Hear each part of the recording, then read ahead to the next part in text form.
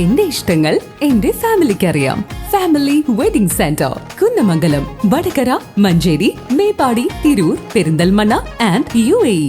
ഭക്തി നിർഭരമായ അന്തരീക്ഷത്തിൽ ഒടമല മകാം ആണ്ടുനേർച്ചയ്ക്ക് കൊടിയേറി. സമസ്ത പ്രസിഡന്റ് സയ്യിദ് മുഹമ്മദ് ജിഫ്രി മുത്തുക്കോയ തങ്ങൾ പതാക ഉയർത്തിയതോടെയാണ് 4 മാസം നീണ്ടു നിൽക്കുന്ന ആണ്ടുനേർച്ചയ്ക്ക് തുടക്കമായത്.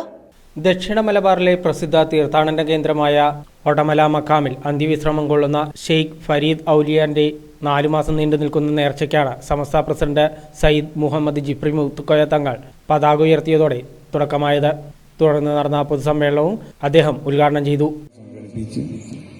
ആ മഹാന്മാരിവിടെ കാണിച്ചു തന്ന പ്രത്യേകമാവുന്ന രൂപം, ഒരു ശൈലിയുണ്ട്, ഒരു മോമിന്റെ ജീവിതത്തിൽ ഉണ്ടാവേണ്ട ആ ഒരു വലിയൊരു മാതൃകയാണ് അവരൊക്കെ ഇവിടെ കാണിച്ചിട്ടുള്ളത്.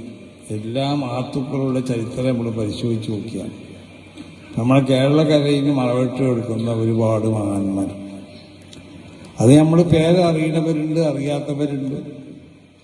അപ്പോൾ നമ്മൾ അറിയുന്ന മഹത്തുക്കളാവുന്ന അള്ളാഹുവിൻ്റെ ഔലിയാവിനെ പറ്റി നമ്മൾ പരിശോധിച്ച് നോക്കിയാൽ അവരിവിടെ ഈ ലോകത്ത് ഒരാളെ ഉപദ്രവിക്കാതെ ഹൃദയത്തിനെ പൂർണ്ണമായും കൊണ്ട് ശുദ്ധീകരിച്ചു.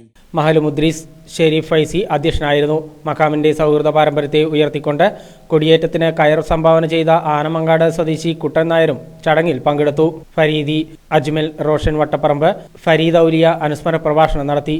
കൊടശ്ശേരി ഇബ്രാഹിം മുസ്ലിയാർ, ഹിബത്തുല്ല ദാരിമി തൂത, സുബൈർ ഫൈസി, ഉമർ അലി ദാരിമി എടത്തറ, സമദ് ഫൈസി തെയ്യോട്ടിച്ചിറ, സ്വാലിഹ് ഹുദവി തൂത, ഹുസൈൻ അൻവരി ചങ്ങലീരി, ഫവാസ് ഹുദവി പട്ടിക്കാട് തുടങ്ങി നിരവധി പേർ ചടങ്ങിൽ പങ്കെടുത്തു. കൂടാതെ മഹല്ല് കമ്മിറ്റി ഭാരവാഹികളും നാട്ടുകാരും ചടങ്ങിൽ പങ്കെടുത്തു. നേർച്ചയോടനുബന്ധിച്ച് MM നൌഷാദ് ബാക്കഫി, അൻവർ മുഹീദ്ദീൻ ഹുദവി ആലുവ തുടങ്ങിയവർ പ്രഭാഷണം നടത്തി.